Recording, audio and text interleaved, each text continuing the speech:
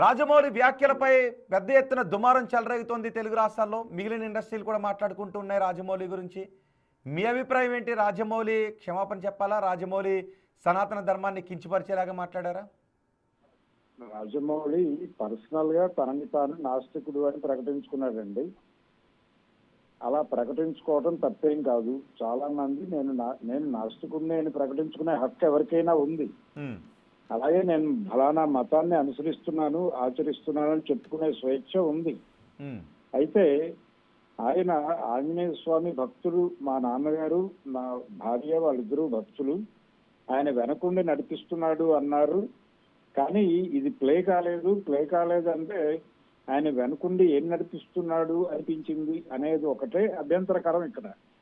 అయితే జనరల్ గా ఏ భక్తుడికైనా ఏదైనా జబ్బు వస్తే నేను రోజు దైవ పూజ చేస్తాను, నాకు ఇలాంటి జబ్బు రావడం ఏంటి భగవంతుడా అన్నట్టుగానే అన్నాడు ఆయన అదే టోన్ లో.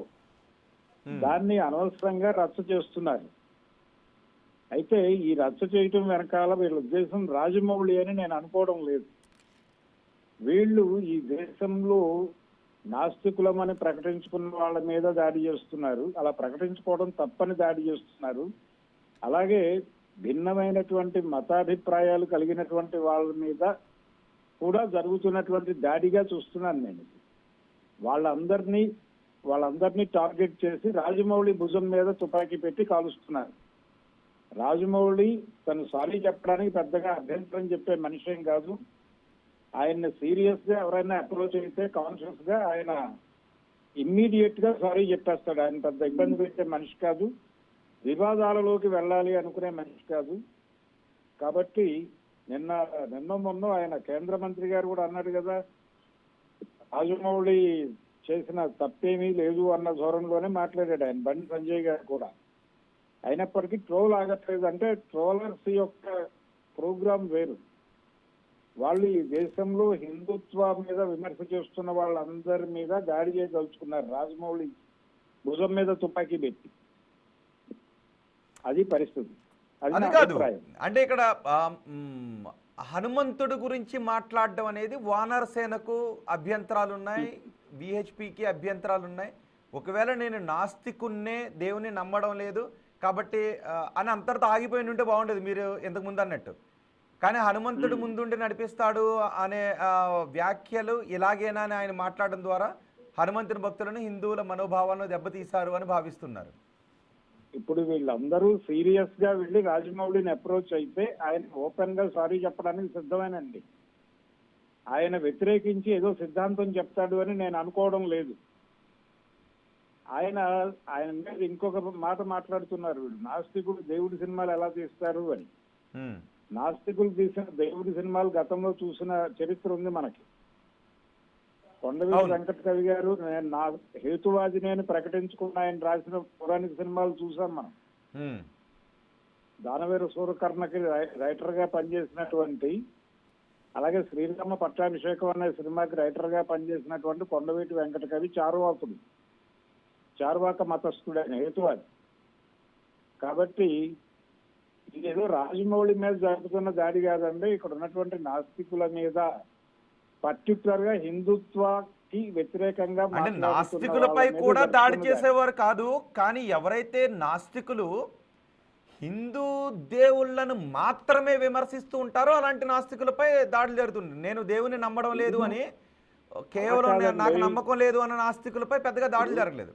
నేను దేవుని నమ్మడం లేదు అని హిందూ దేవులను మాత్రమే విమర్శించే వాళ్ళపై దాడులు జరిగాయి. అదే ఇప్పుడు రాజమౌళి ఆయన హిందూ మతం కదా, ఆయన హిందూ నాస్తికుడిగా భావించండి.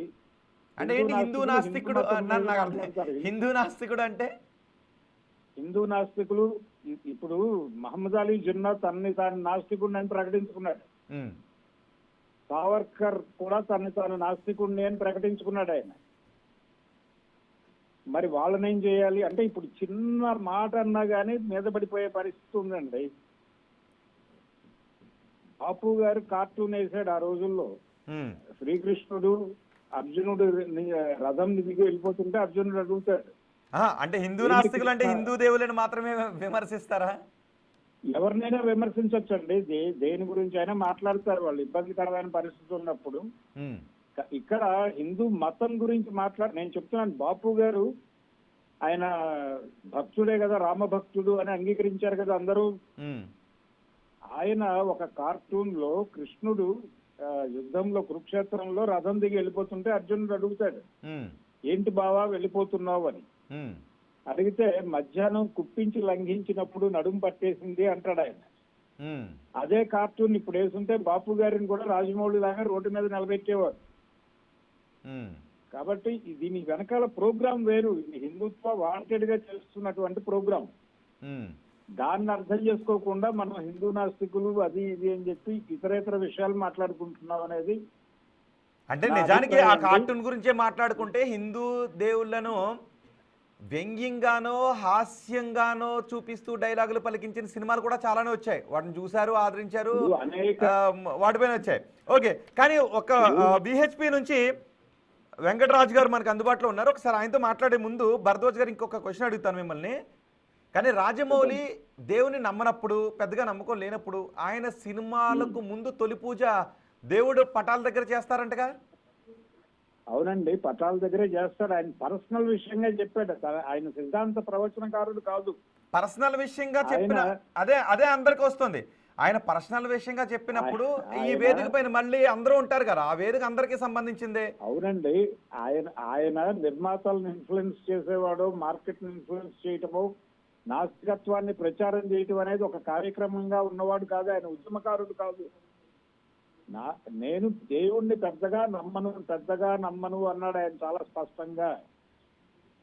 కాబట్టి దాన్ని అనవసరమైన వివాదం చేస్తూ నాస్తికుల మీద దాడిగా మలుస్తున్నారు దీన్ని.